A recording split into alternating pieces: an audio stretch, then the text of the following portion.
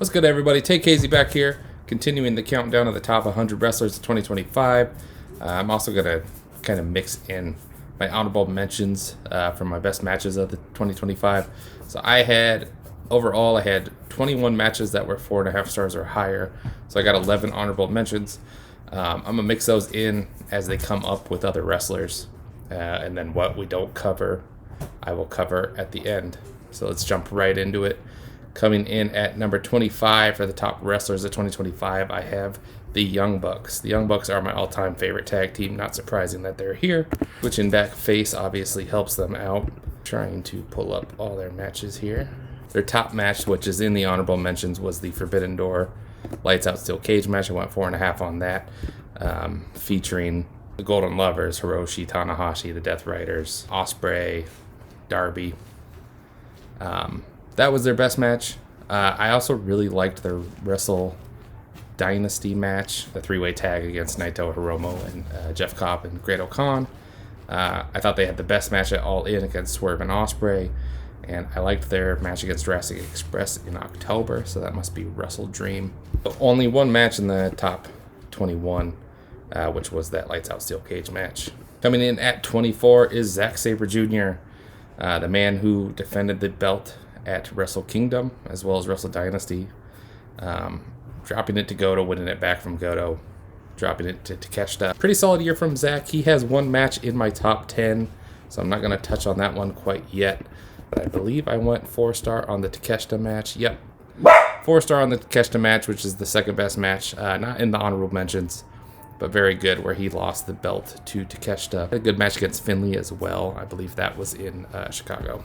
That's the wrong screen. Coming in at 23 is Dragon Dia, the weakest member, lowest ranking member here of D Courage. He closed 2024 with a big showing, main eventing Final Gate against Yamato, dropping the Brave Gate there. I think he took a big back seat here. Not so much because of him, but just because his teammates were so good that he kind of just fell to the bottom of the group. Kikta had the big heel turn moment.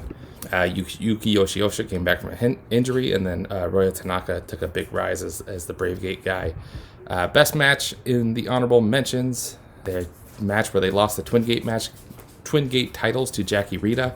That just missed my top 10. I believe that one came in at number 11. Yep, it did. So just on the fringes of making my top 10 matches of the year.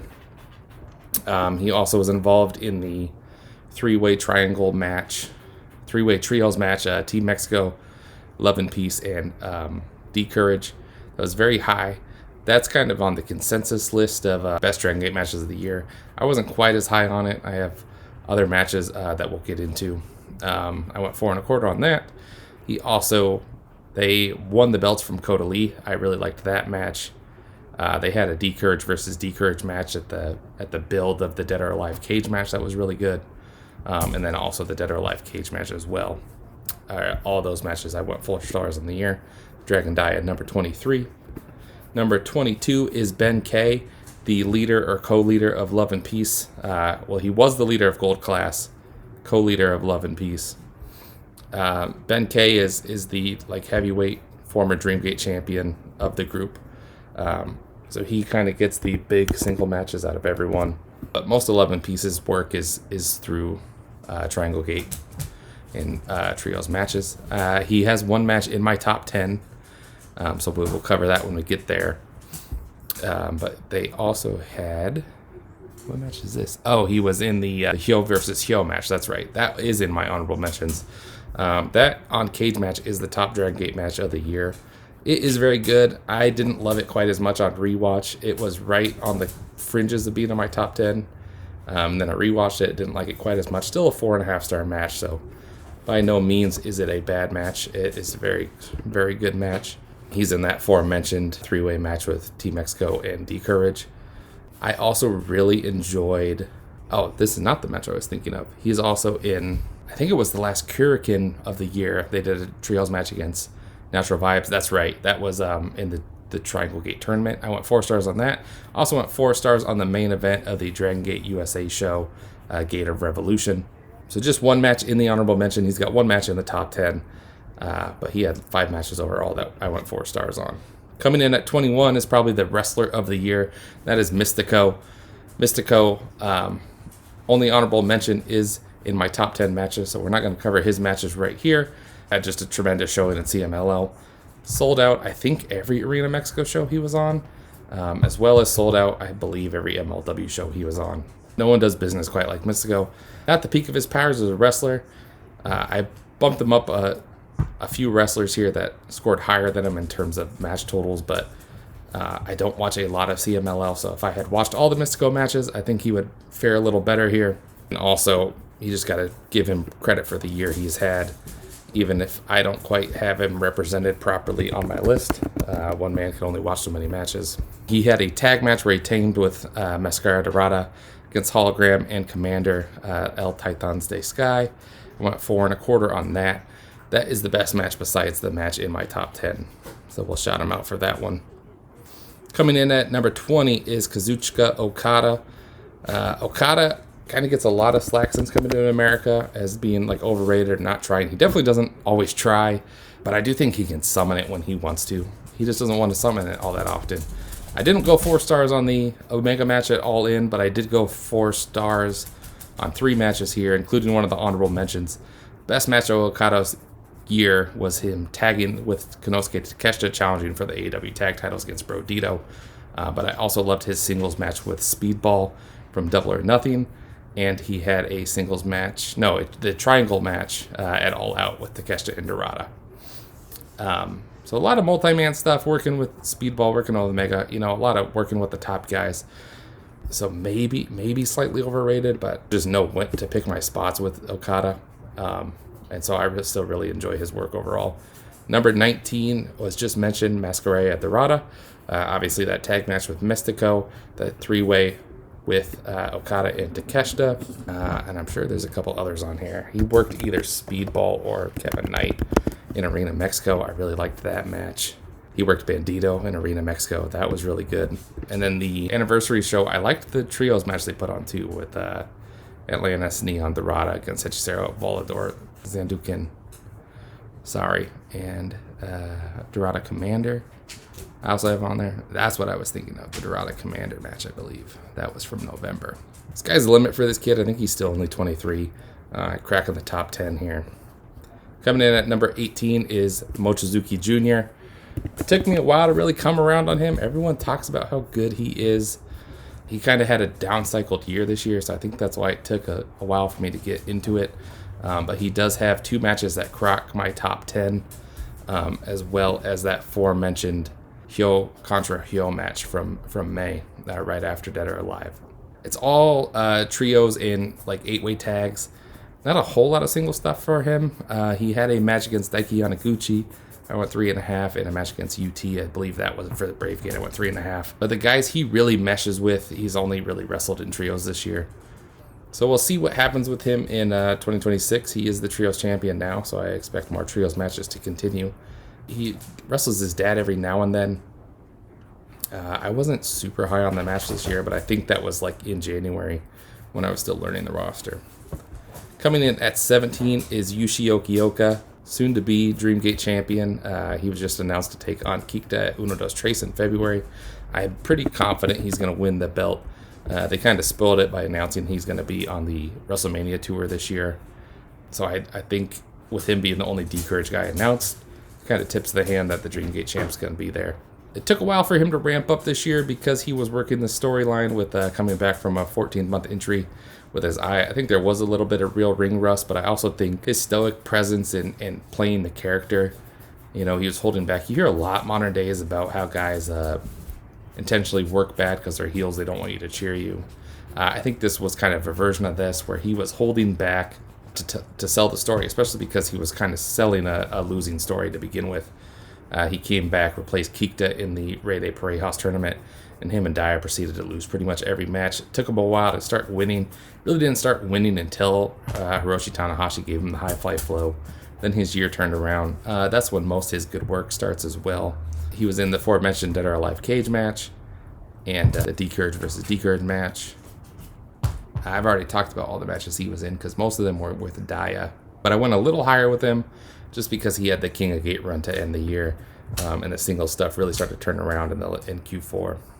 Coming in at 16 is my namesake, KZ. It's very fun to get into modern day KZ. When I chose my screen name and everything, KZ was just a dude wearing a prison jumpsuit with marijuana leaves that was kind of a background heel character. So I didn't really experience the whole KZ time, natural vibes high until this year, and it was very fun to see how much he's progressed as a wrestler.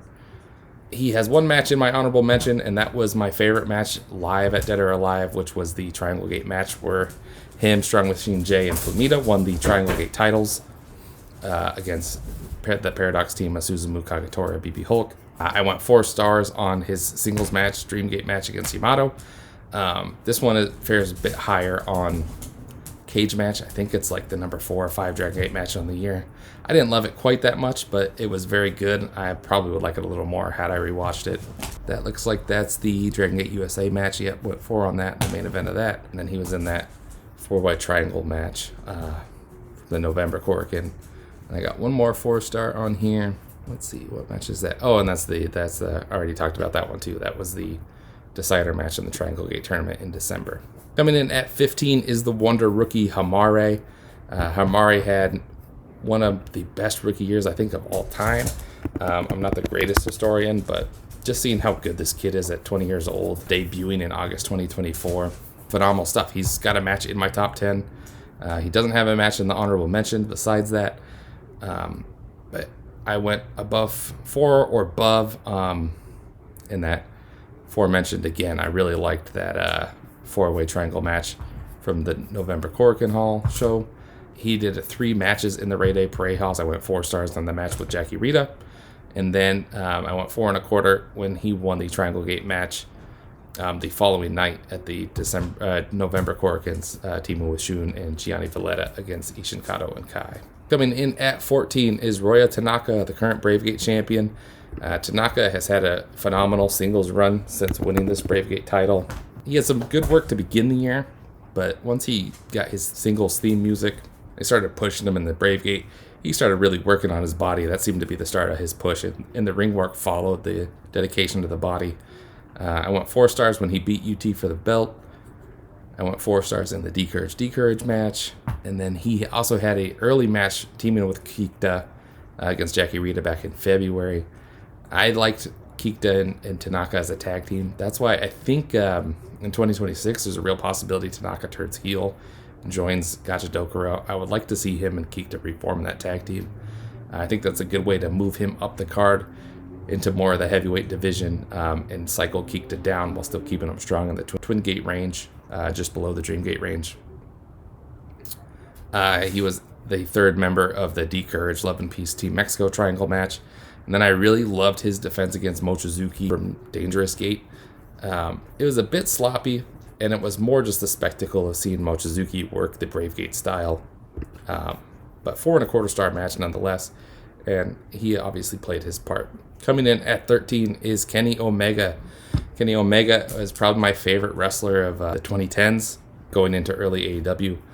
He's not quite the worker he is, not quite the worker he was, obviously.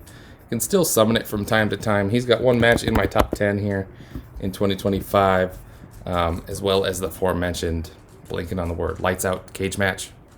Those were the only 4-star matches I had, but they both ranked very high, so that got him the number 13 position. And he had a lot of matches just under 4 stars. It looks like I got 4 3 3/4 star matches for him. We will see what he can do in 2026. They're teasing a singles run. I think he's going to mostly work trios with the Bucks, which I think is good, and will get him pretty high on this list. Coming in at 12 is ISHIN. ISHIN, I think, is the biggest standout from watching Dragon Gate, jumping back in 2025. I think ISHIN is a guy that could just get over everywhere in the world. He just has that weird charisma. He's a goofy guy. He can really go in the ring. He can kind of work every style. Dragon Gate even threw a ladder match at him this year that he did well in. I believe we've already talked about everything I got for him. So he's not super high level in terms of star rating guy, mostly because he's just kind of like the goon in the heel army, whether it's Zebrats or Gachadokura. He has one match in my top 10, though, that we will gush about when we get to that. He was in the Triangle Gate match where they dropped to Psypatra. He was in the Dragon Gate USA main event. He was in the Dead or Alive cage match. He was in that 4-way triangle match that I've talked about a lot.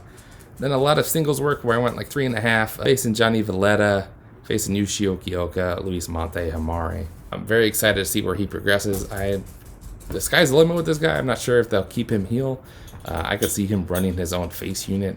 Dragongate is kind of due for a bit of unit shakeup, but the units they have right now are pretty strong overall, so we'll see what happens. Number 11 was the ace of Dragongate this year, the man that was Dreamgate champion for a long time in YAMATO. YAMATO has one match in my top 10. I'm not sure he has an honorable mention other than that. I loved his Bravegate match against Daiki Yanaguchi to revive the Bravegate match. Thought the story they told there was excellent. I really liked the match where he lost the belt to Shun Skywalker at Kobe. Not quite as high as everyone else. I think that's like a top 3 match and cage match for the Dragongate year. Not quite that high in my rankings, but phenomenal nonetheless. He had the singles match against KZ. Then just a lot of fun stuff after that. Yeah, I thought he had a pretty good WrestleMania weekend. And then a decent showing in King of Gate before he got hurt. All right, so that is everyone under my top 10 here. I'm going to let Lincoln out real fast. So let's see. What is in our honorable mention matches that we haven't talked about already? I think most of these we haven't. Bandido Hechicero from Ring of Honor. I originally went 4.5 on.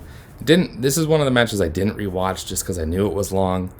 I really enjoyed it live. I was afraid it was going to drag a little bit, so I gave it a 4.5 minus on rewatch, even though I didn't actually rewatch it. Might be a little unfair, but I stuck it towards the bottom here. The biggest faller I had was the match I was live for, Natural Vibes versus Paradox from Dead or Alive.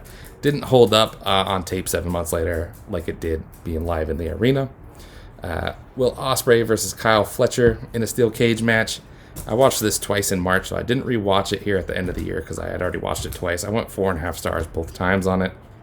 I thought this was really good, but it just kind of falls into the American tropes of a cage match, which held it off from being really great.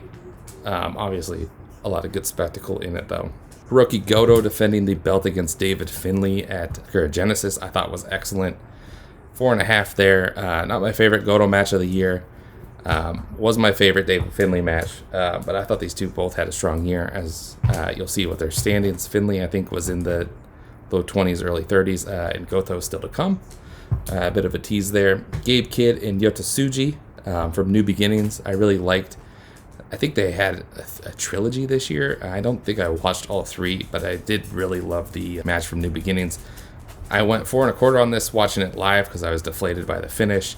But the more I thought about the finish, the more I liked it. So on rewatch, it ended up at 4.5 star match. Starlight Kid versus Rina from February 24th. I really loved this match watching it live. Didn't quite hold up to that same level on the rewatch. Still awesome, greatly worked match.